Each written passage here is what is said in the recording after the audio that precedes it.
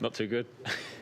Yeah, I think he's a player that can hit you and hurt you in a number of areas. So he's had a great 12, 18 months in IPL, international cricket.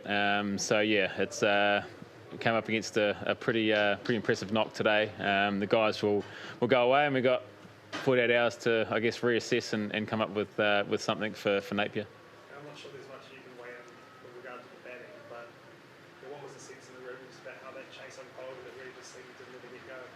Yeah, I think that's probably the way to sum it up, is it never really got going, and any time you sort of looked like it was about to get going, then we lost the wicket, and I think that's credit to the way India bowled. They had a decent score on the board, but if you're able to take regular wickets and early wickets, then that makes that score even bigger. So yeah, I think just not being able to get going, and I guess when you're chasing a score like that, you need to I guess blunt it with a decent partnership at some stage. We saw at the start of the World Cup, the first two matches, there were heaps of early wickets, two big wickets. Those early wickets have sort of dried up though. Can you put your finger on what's happening, or then just swings and roundabouts? Yeah, I think it's T20 cricket. You can bowl. Actually, you can feel like you bowled quite well, and I think we actually bowled okay in the first few overs. There's a few wides, but went past the bat a few times, and I think Sky's first 4 balls, he might have played and missed it at 2 or 3 of those. So on another day, you get a couple of early wickets, then things are different. But I think any bowling attack, your plan is to try and take early wickets, and if you don't, then try and take as many as you can through the middle. Tim, how difficult was it today? With you bowled in the steady drizzle, and the ball was wet, and so were the conditions really difficult? Yeah, it's never ideal, but it is what it is. It's the same for both teams. It never really dried. It's like when you play in dew and things like that. So yeah, it's just something you have to adapt to while you're out there.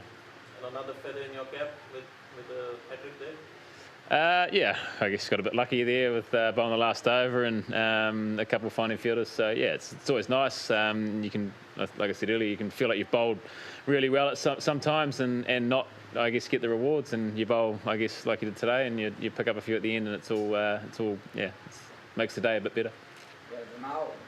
Yeah, Tim, I was in the boundary line, you were there, and when Surya was playing some of those outrageous shots, I saw your expression, and there was sense of disbelief.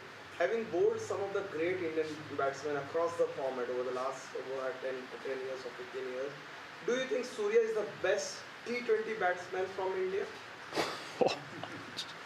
T20, I am specifically asking. I think there's been a number of great T20 players from India.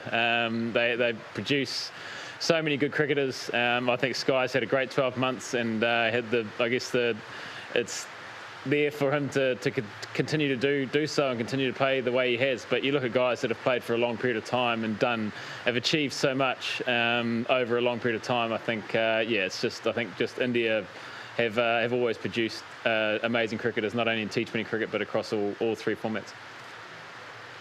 Congratulations on the hat-trick. Sky innings and the result aside, how satisfying is a performance like taking a hat-trick against a team like India? What does it mean to you at this stage of your career? Because you're one of the rare bowlers who have picked up more than 1 hat-trick in T20I. So what does it do to you? And I'm sure workload management is a topic that's been taken up by all teams. How much does taking a hat-trick at this stage in your career mean to you, and what does it do to you? Yeah, I guess it's nice. Like I say, I got a little bit lucky there, but on the last over, and that can happen. So yeah, another day they disappear over the fence and go for 6. So it's I guess it's nice when that happens. But it all starts again in a couple of days' time, well, a day or two's time, and it's just part of cricket that, like I say, you can feel like you bowl really well some days and not actually get the rewards for it. And then you pick up a couple of ones at the end like that, then it's always nice. Last couple, they can still hear it coming through the mics. You guys just might not be able to hear it that loud. Then just to pick up on whatever is being talked about Sky,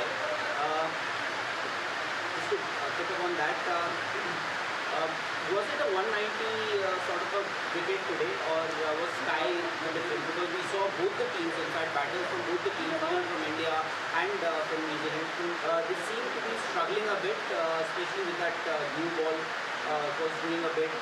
Was he the difference, and was it a 190 sort of a wicket?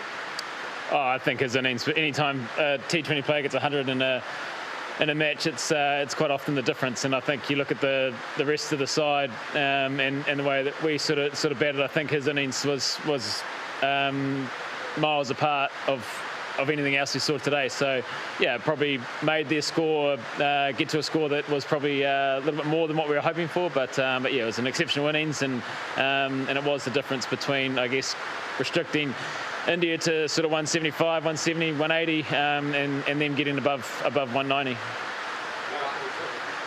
Last one? You okay? Right. You can talk to the man now.